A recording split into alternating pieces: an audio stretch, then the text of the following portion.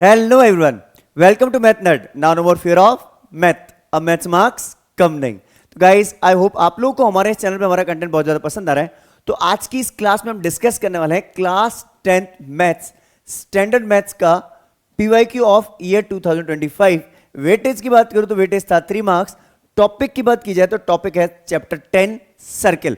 देखिए ये जो क्वेश्चंस हैं ये हमारे पास बुक में कहीं भी नहीं है और इस टाइप के क्वेश्चन सीबीएसई में मैक्सिमम टाइम पूछे जाते हैं. आपकी जो कुछ एनसीईआरटी के क्वेश्चंस हैं वो तो पूछे जाएंगे.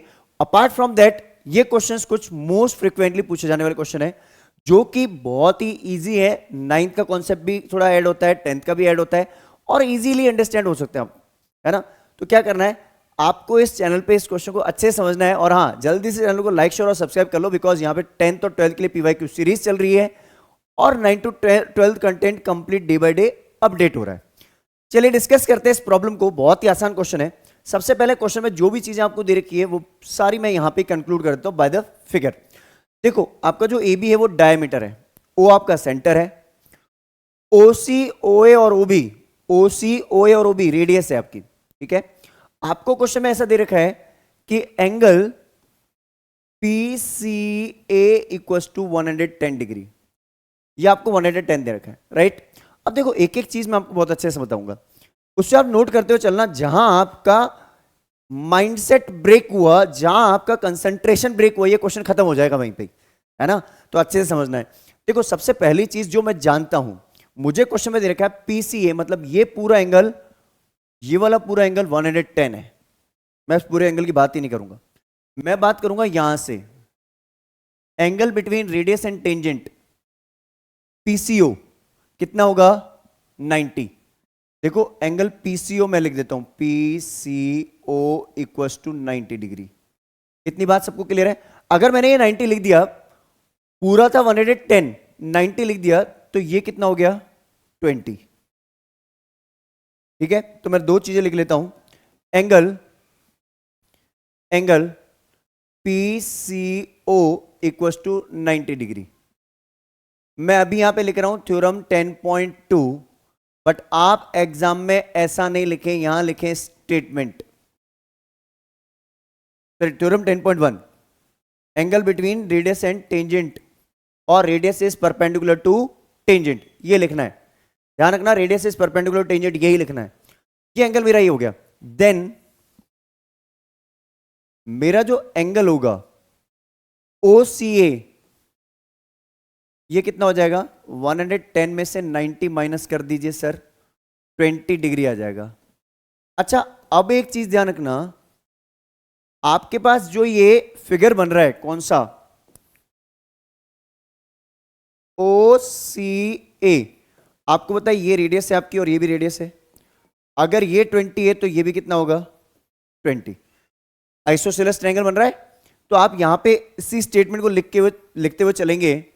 क्या लिखेंगे आप लिखेंगे angle OCA equal to angle OAC equal to 20 degree. Reason is OA equal to OC, दोनों इसकी रेडियस क्या है इक्वल. देखो ध्यान से समझना, मैं जो जो चीजें बताता जा रहा हूं अच्छे से समझते जाएं, क्वेश्चन इजीली क्लियर हो जाएगा. यहां तक की बात सारा मैं क्लियर हो गई, बिल्कुल क्लियर है ना. अच्छा एक चीज और हमने 9th क्लास में पढ़ी थी. देखो 9th क्लास की चीजें भी ऐड होंगी. 9th क्लास में हमने पढ़ा था सर, जो एक सर्किल होता है उस सर्किल में अगर आप डायमीटर बोल रहे हो किसको, BA आपका डायमीटर है या AB आपका डायमीटर है, तो जो मेरा C पॉइंट है इस पे बनने वाला एंगल ये 90 होगा पूरा. ध्यान से समझना, मैं बोल रहा हूं एंगल BCA 90 होगा, BCA 90 होगा. BCA 90 का मतलब होता है यहां से लेकर यहां तक का एंगल 90 होगा. यहां से यहां तक, ये जो ब्लैक मैंने अभी मार्क किया है, यहां से यहां तक का एंगल 90 होगा.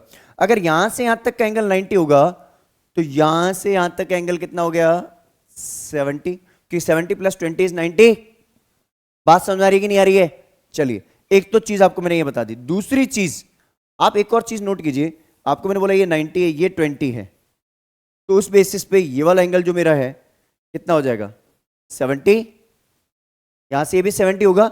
अगर आप इस थ्योरम के थ्रू नहीं जाना चाह रहे हैं तो आपको मैं दूसरे तरीके से भी इसको पहुंचा सकता हूं आपको।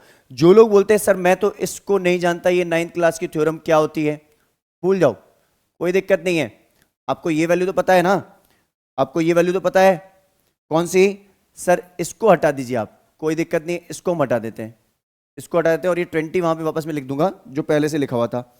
आप एक चीज जानते हैं कि सर ये तो 20 है, ये तो मैंने आपको अच्छे से बता ही दिया था। अच्छा, आपको ये चीज तो पता है कि इस ट्राइंगल के अंदर ये 20 है तो ये 70 होगा, ये बात तो पता है 9th क्लास की थ्योरम के हिसाब से ये 90 डिग्री एंगल होगा। तो हम इसमें लिख देंगे, हम इसमें क्या लिख देंगे, यहां हम इसको सी पॉइंट लिख लेते हैं।